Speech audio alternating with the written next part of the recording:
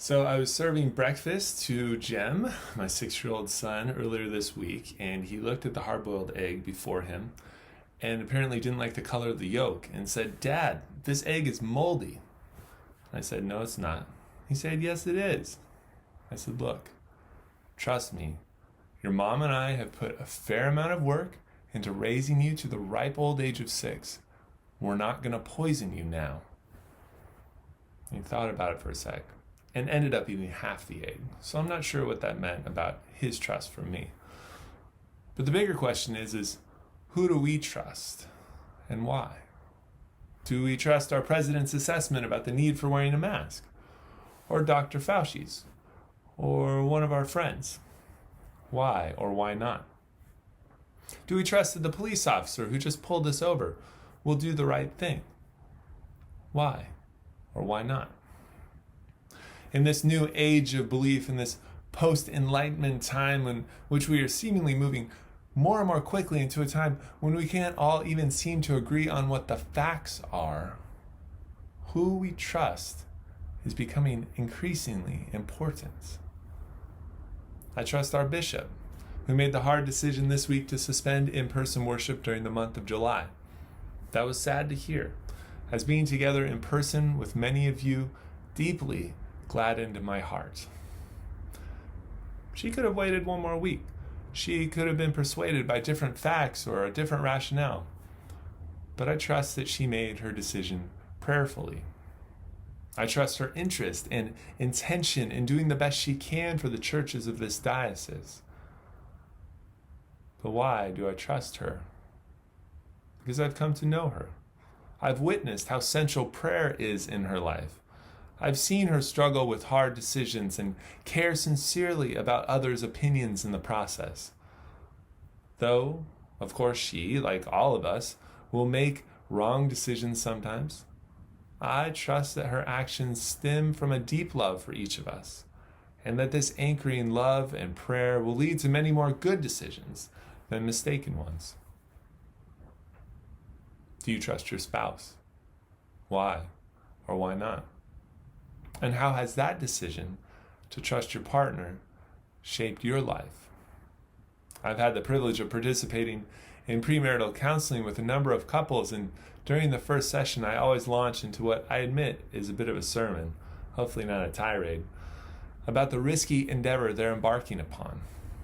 Why yoke yourself to another who's going to keep changing and making mistakes as much as you do? How can you possibly commit to sticking by that person for life, given that degree of uncertainty? It doesn't make any sense. Alas, that is love. And that is the power of trust. We married couples have decided to trust each other beyond reason, because we have come to believe that we know another's character, another's soul, the deepest and most fundamental parts of who we are. So that even when we change careers and stop liking the hobbies we once shared or suffer a debilitating medical issue, we trust that the values and character that aligned with ours will remain mainly the same. And that decision to trust another, to yoke ourselves to another, shapes every aspect of our lives, hopefully for the better. Jesus, too, invites us to trust him. And our response to that invitation will shape the course of our lives. He says, "Come to me, all you who are weary and are carrying heavy burdens, and I will give you rest. Take my yoke upon you and learn from me, for I am gentle and humble in heart, and you will find rest for your souls. For my yoke is easy and my burden is light." Why would you choose to trust him? And thinking about how I might answer that same question, I realized that my relationship, my choice to decide to trust Jesus has been a long one. It has gone in fits and starts. And I've noticed when Jesus shows up for me, especially in the hard times, I've noticed the power of that unconditional love that comes from God first, not from me. I've watched how I can come to rely upon Jesus, even when I'm not sure I can rely on anyone else. What about for you? Has he shown up for you? Have you asked him to? All we need to know about Jesus can be found in the Gospels and the Bible. But we can also come to know him more deeply in prayer. Mother Laurel or I would be delighted to talk about the Bible or Jesus or prayer with you, to hear more about your spiritual journey. Or we'd love for you to join our 10 a.m. Sunday Bible study or our 7:30 p.m. Wednesday small group. Deciding to trust God changes everything. Look at Rebecca, who walks off with Abraham's servant to travel across the desert to a man she has never met. She cannot yet trust or love Isaac. Rather, she and her family and Abraham's family trust God. That's why I sometimes refer to the experience of being Christian as an adventure, because so much of what lies before us is unknown.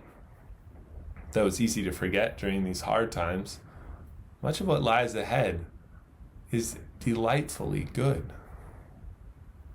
Facing this unknown can be really scary, though.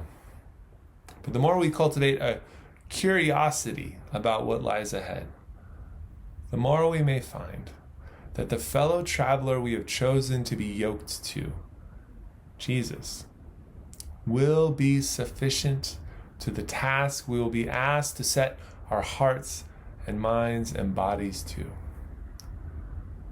My brothers and sisters in Christ, trust in the Lord, for he is good. His mercy endures forever.